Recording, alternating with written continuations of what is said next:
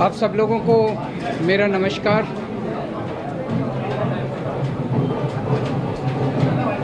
आज supreme court का जो ऑर्डर आया है ये कई मायनों में बहुत ही ऐतिहासिक ऑर्डर है। दिल्ली के लोगों की बहुत बड़ी जीत है।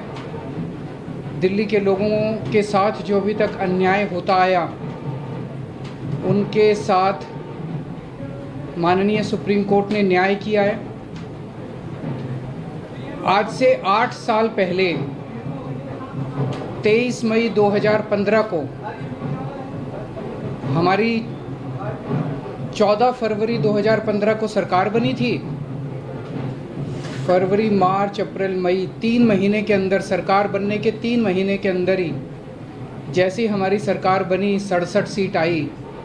3 महीने के अंदर ही प्रधानमंत्री जी ने एक आदेश पारित करवाया केंद्र सरकार से कि दिल्ली के सर्विसेज के मामले अब दिल्ली की मुख्यमंत्री के पास नहीं रहेंगे, वो एलजी के पास रहेंगे या केंद्र सरकार के पास रहेंगे। इसका क्या मतलब हुआ? इसका मतलब ये हुआ कि दिल्ली सरकार में काम करने वाले जितने भी ऑफिसर हैं, जितने भी कर्मचारी हैं, ऊपर से लेके नीचे तक, आईएएस अफसर से क्लास ए से लेके क्लास 4 कर्मचारी तक, चपरासी तक, सारे कर्मचारियों की ट्रांसफ़र पोस्टिंग, उनकी डिसिप्लिनरी प्रोसीडिंग्स, नई अपॉइंटमेंट, पोस्ट क्रिएट करना, पोस्ट एबॉलिश करना, पक्के करना, ये सारा जो है ये अब दिल्ली की चुनी हुई सरकार के पास नहीं होगा।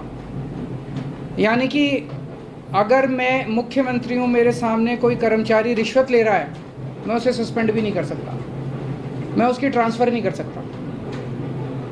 एजुकेशन सेक्रेटरी कौन होगा ये हम नहीं तय कर सकते, हेल्थ सेक्रेटरी कौन होगा ये हम नहीं तय कर सकते।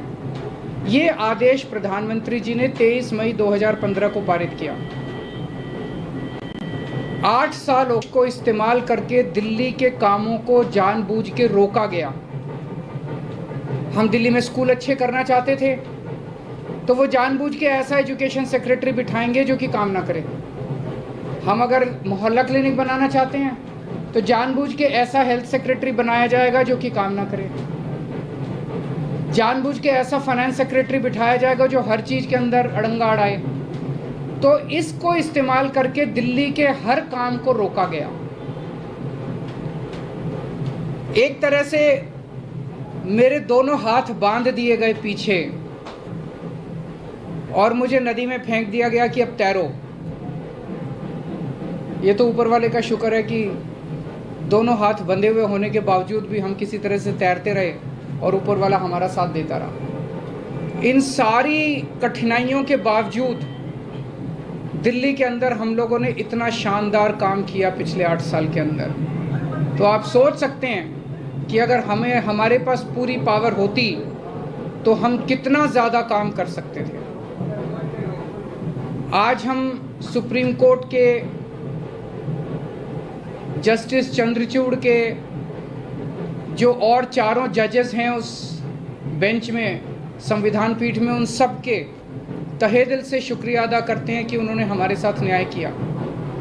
मैं दिल्ली की जनता को केवल नहीं देना चाहता, बधाई देना चाहता हूँ और उनका शुक्रिया करना चाहता हूँ कि जो इतना लंबा संघर्ष था उस संघर्ष में दिल्ली की जनता ने मेरा साथ दिया। दिल्ली की जनता के साथ के बिना मैं कुछ नहीं कर सकता था। आज जो ये इतनी बड़ी जीत हुई है ये उन्हीं के आशीर्वाद, दिल्ली की जनता के आशीर्वाद और उनके साथ का, उनके सहयोग का नतीजा है। कदम कदम पे उन्होंने मेरा साथ दिया दिल्ली की जनता ने। अब हमें एक बहुत बड़ा मौका मिला है। दिल्ली का काम जो है अब ये 10 गुना स्पीड से होगा। आज के आदेश के बाद बहुत बड़े बड़े काम होंगे अब दिल्ली के अंदर जो सोच भी नहीं सकते। सबसे इम्पॉर्टेंट है हमें एक ऐसा प्रशासन देना है दिल्ली के लोगों को जो कि रिस्पॉन्सिव हो, जो कि जनता की ज़रूरतों के प्रति सिंपैथेटिक हो, कंपैशनेट हो। तो अगले कुछ दिनों के अंदर आप देखेंगे बहुत बड़ा प्रशासनिक फेरबदल होगा। कई सारे ऑफिसर्स को, कर्मचारियों को ट्रांसफ़र किया जाएगा इस आधार पे कि उन्होंने अभी तक कैसा काम किया। कुछ ऐसे ऑफिसर्स हैं, कुछ ऐसे कर्मचारी हैं जिन्होंने पिछले कुछ महीनों में, 1-1.5 साल में दिल्ली की जनता के काम रोके। कुछ ऐसे ऑफिसर्स हैं जिन्होंने दिल्ली में मोहल्ला क्लिनिक में दवाइयां बंद करा दी, अस्पतालों के अंदर दवाइयां बंद करा दी, जल बोर्ड की पेमेंट रोक के कई जगह पानी बंद करा दिया। ऐसे कर्मचारियों को, ऑफिसर्स को चिन्हित करके उनको अपने कर्मों का फल तो भुगतना पड़ेगा। लेकिन बहुत सारे ऐसे कर्मचारी और ऑफिसर्स हैं जो बहुत घुटन महसूस कर रहे थे, ईमानदार लोग हैं, काम करना चाहते हैं। उन सारे कर्मचारियों को, उन सारे ऑफिसर्स को मौका मिलेगा काम करने का। उन सबको जो डेडवुड है, जो करप्ट हैं, जो इनएफिशिएंट हैं, उनको अच्छी पोस्टों से हटा के साइड किया जाएगा, और जो अच्छे हैं, एफिशिएंट हैं, ईमानदार हैं, रिस्पॉन्सिव हैं, कंपैशनेट हैं, उन लोगों को, उन सारे अधिकारियों को और कर्मचारियों को मौका दिया जाएगा कि वो दिल्ली की जनता की सेवा कर सकें। सारे प्रशासनिक सिस्टम को भी दुरुस्त किया जाएगा। ये सारा सिस्टम भी सड़ा गला सिस्टम है। ऐसा सिस्टम बनाया जाएगा जो जनता के प्रति जवाबदेह हो और जनता के लिए रिस्पॉन्सिव हो, जनता की ज़रूरतों के प्रति रिस्पॉन्सिव हो। तो व्यवस्था के अंदर जितनी कमियां हैं, इन सारी कमियों को दूर किया जाएगा। तो पूरे सिस्टम को और ऑफिसर्स को और कर्मचारियों को जनता के प्रति जवाबदेह बनाया जाएगा और जनता के लिए रिस्पॉन्सिव बनाया जाएगा। एक लीन एंड थिन गवर्नमेंट तैयार की जाएगी। Lean, thin, responsive, compassionate and accountable government. ये हम चाहते हैं। दिल्ली, जैसे दिल्ली ने पूरे देश को शिक्षा का मॉडल दिया, हेल्थ का मॉडल दिया, अब एक ऐसे गवर्नेंस का, एडमिनिस्ट्रेशन का मॉडल हम जनता के सामने रखेंगे, पूरे देश के सामने रखेंगे। मैं देखता हूं कि कई ऐसी पोस्ट्स हैं जिनकी ज़रूरत नहीं है।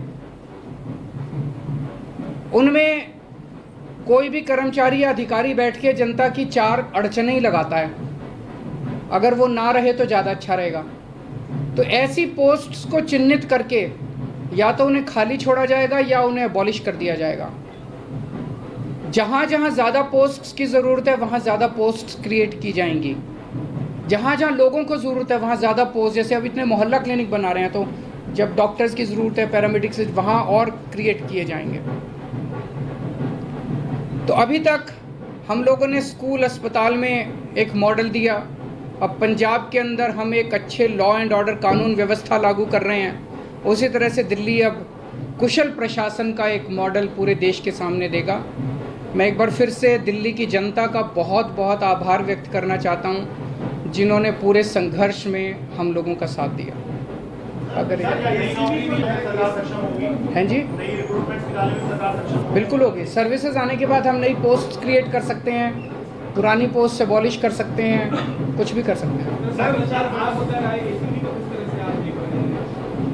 एसीबी अभी चुनी हुई सरकार के पास नहीं है, लेकिन विजिलेंस अब आ गया है। तो जो लोग अगर गलत काम करेंगे, भ्रष्टाचार करेंगे, कानून के हिसाब से काम नहीं करेंगे, उनके ऊपर विजिलेंस की कार्रवाई, डिसिप्लिनरी प्रोसीडिंग्स, विजिलेंस प्रोसीडिंग्स की जा सकती हैं। शाम को आप एसडी साहब से मिलने जा रहे हैं, उसमें क्या बातचीत होने की संभावना है? क्या आप करेंगे कि वो अब और किसी प्रकार का अड़ंगा ना लगाए? और सुप्रीम कोर्ट ने जो निर्देश दिया, उनसे आशीर्वाद लेने जा रहा हूँ।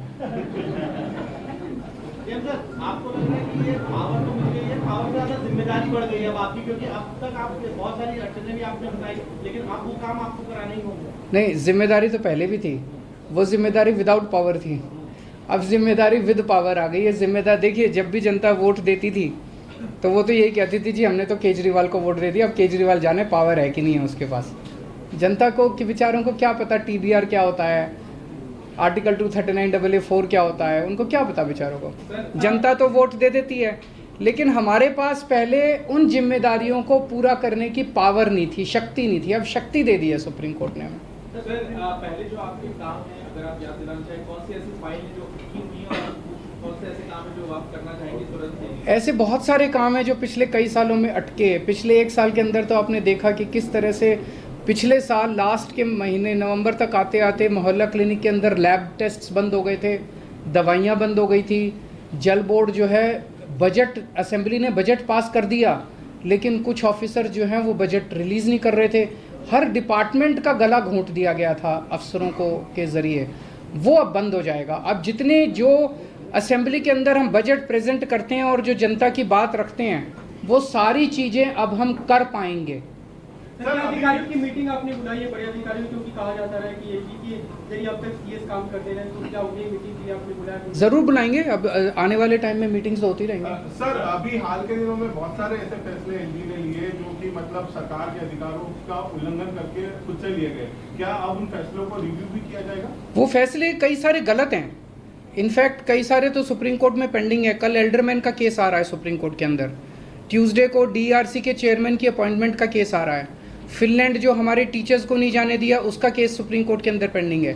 जब मेंशन ही किया था हमने ये केसेस तीनों, तो सुप्रीम कोर्ट की टिप्पणी काफ़ी तल्ख थी कि ये कैसे एलजी साहब रोक सकते हैं। एल्डरमैन की अपॉइंटमेंट बिल्कुल गलत हुई है। जो डीआरसी के चेयरमैन 4 महीने से फाइल एलजी साहब के पास पड़ी हुई थी, एलजी साहब ने अपॉइंटमेंट नहीं होने दी, तो हमें सुप्रीम कोर्ट जाना पड़ा। मुझे लगता है कि अब इतना सुप्रीम कोर्ट जाने की, हाई कोर्ट जाने की ज़रूरत शायद ना पड़े। अब शायद हम अपने स्तर के ऊपर ही कई सारे निर्णय ले सकते हैं। तो बहुत सारी चीजें ऐसी कही गई जिसमें ये भी कहा गया कि केंद्र जो है वो राज्य सरकारों की जो ताकत है, पावर है, वो छीनने का, छीने ना छीने, इस तरीके की आगे के लिए नजीर। मैं यही कहना चाहता हूं कि केंद्र सरकार एक तरह से, प्रधानमंत्री जी खासतौर एक तरह से पिता समान होते हैं। जैसे परिवार में पिता होता है, पिता समान होते हैं। पिता की जिम्मेदारी होती है कि सारे बच्चों को अच्छे से उनका पालन पोषण करें। अगर दिल्ली में आम आदमी पार्टी की सरकार है तो वो हमारे भी प्रधानमंत्री हैं, हम भी उन्हीं की तरफ देखते हैं।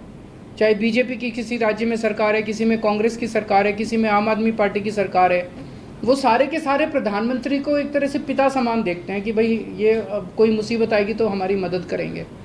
लेकिन अगर जैसे ये 23 मई 2015 को आदेश पारित करके दिल्ली सरकार की पावर छीन ली गई, 8 साल तक हमें बिना पावर के काम करना पड़ा, काम रुक गया, किसका फ़ायदा हुआ?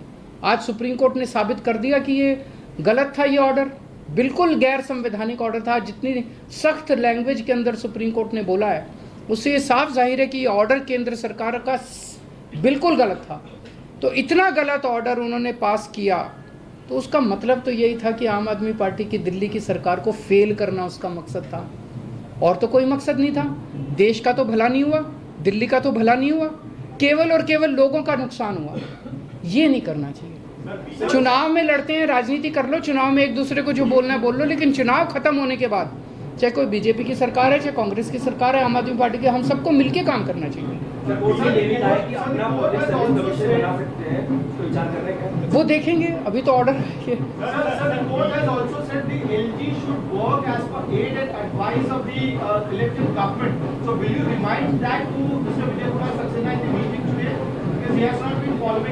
जब उनका आशीर्वाद लेने जा रहे हैं तो सारी चीज़ों पे आशीर्वाद है जी, मिलके काम करेंगे। बीजेपी के नेताओं को कुछ बयान ऐसा भी आ रहा है कि अभी संसद भी है, संसद में कानून भी बन सकता है, अगर गलत लगेगा तो उसमें बदलाव कर देंगे, बड़ी बेंच के पास भी जाया जा सकता है। ये पहले भी कोर्ट में दलील दी थी केंद्र सरकार की तरफ से कि नौ बेंच के जाया जा सकता है इस मामले को लेकर।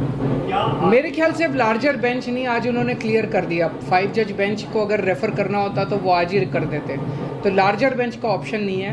मेरी अब उनसे यही निवेदन है, यार अब हमें काम करने दो, इतना टाइम तो खराब कर दिया। अगर आपने दिल्ली पे राज करना है तो दिल्ली के लोगों का दिल जीतो ना, कि अगली बार आम आदमी पार्टी को वोट ही ना दें लोग। ऐसा काम करो, मतलब काम में टांग क्यों उड़ा रहे हो? जब तक हमारी सरकार है हमें काम करने दो, कल तुम जीत लेना, तुम काम कर लेना, टांग तो नहीं अड़ानी चाहिए। सर, महाराष्ट्र का जो फैसला आया है, बस की फाइल आपने पहले भेजी थी, कुछ दिन पहले ही कंप्यूटर फाइल आप भेज चुके हैं, 2 फाइल लेटेस्ट आपने भेजी है, क्या उनका जवाब आ गया है या अभी आया नहीं। कानून के अंदर एलजी साहब के पास 7 दिन का टाइम होता है, तो वो भी मैं आज उनसे रिक्वेस्ट करूंगा कि 7 दिन में क्लियर करना चालू करें फाइलों। सर, महाराष्ट्र का जो फैसला आया है उसमें भी राज्यपाल की भूमिका को बहुत ही, मैंने उसको पूरा पढ़ा नहीं है, मैं अपना फैसला सुनने के बाद मैं थैंक यू सो मच।